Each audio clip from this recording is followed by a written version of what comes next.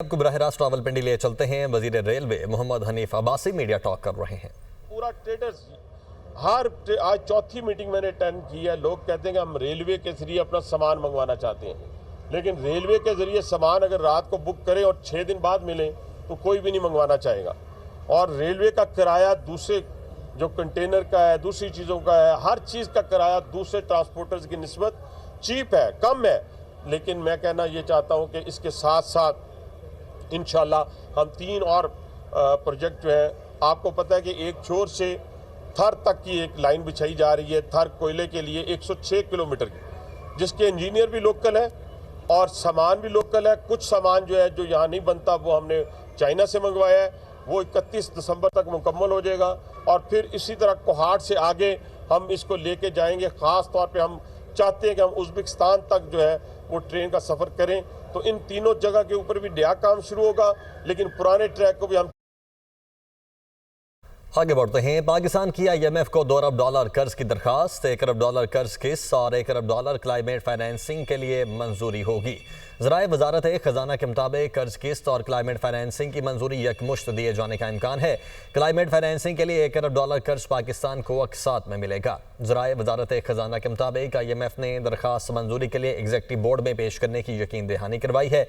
Climate financing के लिए IMF ground working को मॉनिटर करेगा। इक़्तिसादी जायजा मुज़ाकरात के बाद एग्जीक्यूटिव बोर्ड से कर्ज मंजूरी अप्रैल मई में मुतवक्किल है। पाकिस्तान और IMF के इक़्तिसादी जायजा मुज़ाकरात आज खत्म हो जाएंगे। वज़ीर आज़म शहबाज शरीफ से यूरोपीय यूनियन के सफ़ीर की मुलाकात। जाफर एक्सप्रेस पर हमले पर इजहार ताज़ियत पर यूरोपीय यूनियन की सफ़ीर का शुक्रिया अदा किया। वज़ीर आज़म ने दहशतगर्दी के खात्मे के लिए पाकिस्तान के पुख्ता अज़्म का इजहार किया। इंसानी हुकूक समेत पाकिस्तान और यूरोपीय यूनियन के ताल्लुकात के मुख्तलिफ पहलुओं पर तबादला ख्याल किया गया। कहते हैं पाकिस्तान और यूरोपीय यूनियन के दरमियान देरीना दोस्ताना ताल्लुकात हैं।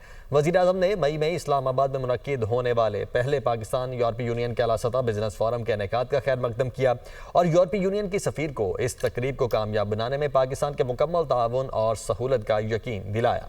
यूरोपीय यूनियन की सफ़ीर ने वज़ीर आज़म को यूरोपीय यूनियन के वफूद के हालिया पाकिस्तान के दौरों के साथ साथ आइंदा दौरों के बारे में भी आगाह किया।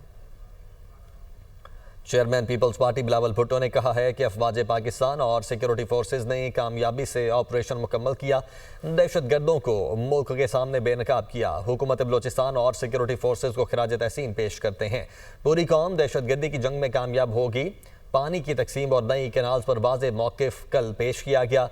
कैनाल्स की मुखालिफत करते आ रहे हैं। हम मुखालिफत सिर्फ मुखालिफत की वजह से नहीं करते, हम मुस्बत सियासत पर यकीन रखते हैं। जिस एफिशिएंसी के साथ, जिस स्पीड के साथ, जिस बहादुरी के साथ इस दहशतगर्दी का वाक़या का ना सिर्फ मुकाबला किया है, दहशतगर्दों को शिकस्त दिलवाया और पूरी मुल्क के सामने इनको बेनकाब किया है, मैं वहाँ की सूबाई हुकूमत को और लॉ इन्फोर्समेंट एजेंसीज़ को सलाम पेश करते हैं। हम सब मिल के पूरा मुल्क इस जंग में कामयाब होंगे। कल सिंध की खसूसी सूबाई इजलास हुआ, पानी की तकसीम पे और नया कैनाल्स पे एक वाज़ेह मौक़िफ़ लिया। सिंध का वज़ीर आला ने आपके नुमाइंदगी करते हुए इसका मुखालफत करते आ रहे हैं और हम मुखालफत सिर्फ मुखालफत की वजह से नहीं करते, हम मुस्बत सियासत में यकीन रखते हैं। हर मसाइल का हल हम समझते हैं कि सियासी अंदाज में निकल सकता है। इसलिए हुकूमत का काम है ना सिर्फ रोज़गार फराहम करना, ना सिर्फ रोज़गार के मौके फराहम करना, मगर साथ साथ वो रोज़गार फिर अपना आवाम को दिलवाना। हमने अब आई वर्क फॉर सिंध की ऐप शुरू किया है, www.iworkforsindh.com, और अब मैं दावत देता हूँ इस सूबे में हर रहने वाले को, इस सूबे के बेरोज़गार नौजवानों को और साथ साथ इस सूबे के जॉब क्रिएटर्स को कि आए इस प्लेटफॉर्म का हिस्सा बने। सिंध असम्बली में जाफर एक्सप्रेस पर दहशतगर्द हमले के खिलाफ करारदाद मंजूर कर ली गई। जाफर एक्सप्रेस हमले के खिलाफ करारदाद वजीर आला मुराद अली शाह ने पेश की। ये हमला जाफर एक्सप्रेस पर नहीं, पाकिस्तान के दिल और मईशत पर हुआ है। शर्जील मेमन की जानिब से यह कहा गया, जब इक्तिसादी सूरत हाल बेहतर हो तो इस तरह की दहशतगर्दी करवाई जाती है। बलोचिस्तान कुदरती नेमतों से मालामाल है। सूबाई वजीर शर्जील मेमन की जानिब से मजीद कहा गया कि आज बलोचिस्तान में अमन हो जाए तो पसमानगी के मसाइल हल हो जाएंगे। कौन लोग हैं जो नहीं चाहते कि खित्ते के मसाइल हल हों? जो पाकिस्तान की खुशहाली नहीं देख सकते, वो लोगों का इस्तेमाल करते हैं।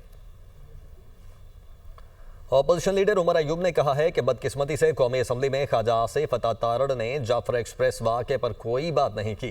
ख्वाजा आसिफ ने जो कल असद कैसर और दीगर के लिए कहा, उसकी मजम्मत करता हूँ।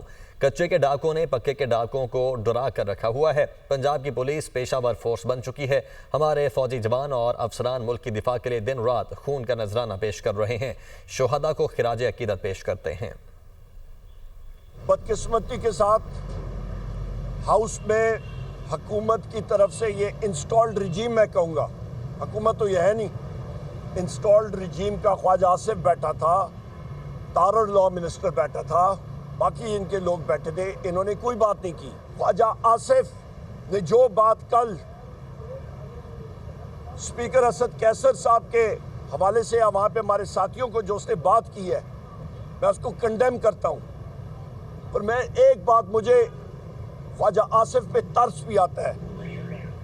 वो उस उम्र के हिस्से में आ चुका है कि इंसान की याददाश्त खराब होती है।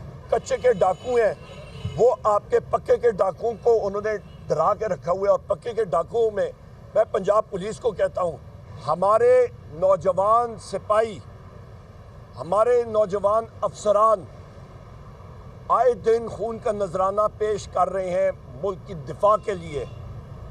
हम उनको खिराज तहसीन पेश करते हैं।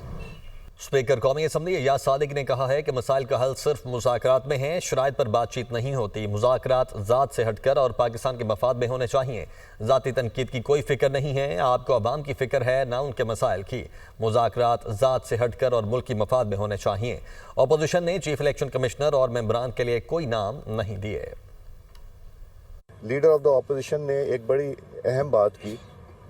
उन्होंने कहा जी हमें यहाँ बोलने का मौका नहीं मिलता। 1 घंटा 21 मिनट की तकरीर की और बाहर जाके प्रेस कॉन्फ्रेंस की कि मुझे बोलने का मौका नहीं दिया जाता।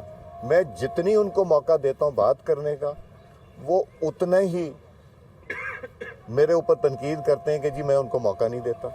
आप हाउस में होंगे तो मौका मिलेगा, चूँकि आपको हुक्म मिला है कि आपने आके वहाँ 10 मिनट 15 मिनट प्रोटेस्ट करने और निकल जाना है, तो आप तो उससे हट नहीं सकते। आपने प्रोटेस्ट करना है। ना आवाम की फ़िक्र है, ना लोगों की फ़िक्र है, ना आवाम के मसाइल की फ़िक्र है, जिस पे बात करने के लिए यही तो फोरम है। तो वो अगर ये फोरम छोड़ते हैं, जो चीज़ सूट करती है वो कर लेते हैं, जो चीज़ नहीं सूट करती वो नहीं। मुझे ऑपोजिशन ने कोई नाम नहीं दिए। मैंने पार्लियामेंट्री अफेयर्स को जो अपनी जिम्मेदारी थी ख़त लिख के आगाह कर दिया है, उनको रिमाइंड भी करा दिया, पार्लियामेंट्री अफेयर्स को भी और कैबिनेट को भी। वज़ीर आला मुराद अली शाह ने कहा है कि जॉब पोर्टल के जरिए हम शफाफ तरीके से नौकरियां देंगे। सिंध पब्लिक सर्विस कमीशन को भी इस पोर्टल से लिंक करेंगे। हम कॉन्ट्रैक्ट्स जॉब्स को भी इस पोर्टल से लिंक करेंगे। सिंध हुकूमत बिलावल भुट्टो की सरबराही में आवाम की सहूलियात के लिए हमेशा कोशां रही। इस पोर्टल का लॉन्च है वो भी इसी सिलसिले की एक कड़ी है और मैं पूरी उम्मीद हूँ कि इससे जो हमारे यहाँ एक जॉब्स की जो रिक्वायरमेंट है, दोनों साइड से जॉब सीकर्स और जॉब प्रोवाइडर दोनों की पूरी होगी। सिंध पब्लिक सर्विस कमीशन के थ्रू नौकरियां देते हैं। हम सिंध पब्लिक सर्विस कमीशन की वेबसाइट, उसके पोर्टल को भी इसके साथ इंटीग्रेट करेंगे। कॉन्ट्रैक्ट जॉब्स डिफरेंट डिपार्टमेंट्स में हमारे कुछ प्रोजेक्ट्स चल रहे होते हैं, उसमें वक्ती तौर पे हमें ज़रूरत होती है, उन सारों को भी हम इस सिस्टम के साथ लिंक कर देंगे। Sindh government under the guidance of chairman Pakistan Peoples Party Bilawal Bhutto Zardari हमेशा कोशिश रही है कि हम अपने सूबे के लोगों को ज़्यादा से ज़्यादा फैसिलिटेट करें। वज़ीर-ए-आज़म शहबाज शरीफ की ज़ेर सदारत इजलास चीनी की खपत और रसद और मौजूदा कीमतों के हवाले से तफसीली तौर पर आगाह किया गया। वज़ीर-ए-आज़म की ज़ख़ीरा अंदोज़ों के खिलाफ सख्त कार्रवाई की हिदायत। कहते हैं चीनी ज़ख़ीरा करने, कीमतों पर मसनूई इजाफे की किसी को इजाज़त नहीं देंगे। नाजायज़ मुनाफाखोरों, ज़ख़ीरा अंदोज़ों के खिलाफ क्रैक डाउन करके रिपोर्ट पेश की जाए। चीनी की खपत और रसद पर कड़ी नज़र रखी जाए। मुल्क में चीनी की वाफर मिकदार मौजूद है। चेयरमैन नैब की हिदायत पर ईडन मुतासरीन में 1 अरब 16 करोड़ से जायद मालियत के चेक की तकसीम का आगाज़ कर दिया गया है। ईडन मुतासरीन को चौथी किस्त की तकसीम का आगाज़ किया गया है। डीजी नैब लाहौर एहतराम डार का कहना है कि ईद उल फितर से कबल चेक मुतासरीन के हवाले कर देंगे। नैब लाहौर ऑफिस में हंगामी बुनियादों पर डेस्क कायम कर दिए गए हैं। मुतासरीन की सहूलत के लिए नैब लाहौर ऑफिस हफ्ता और इतवार खुला रहेगा और चेक तकसीम होंगे। चेयरमैन नैब की वाज़ेह हिदायत हैं कि अवाम की सहूलत को मुकद्दम रखा जाए। ईडन स्कैंडल में मुल्ज़िमान से 16 अरब रुपए की तारीखी प्ली बारगेन की गई।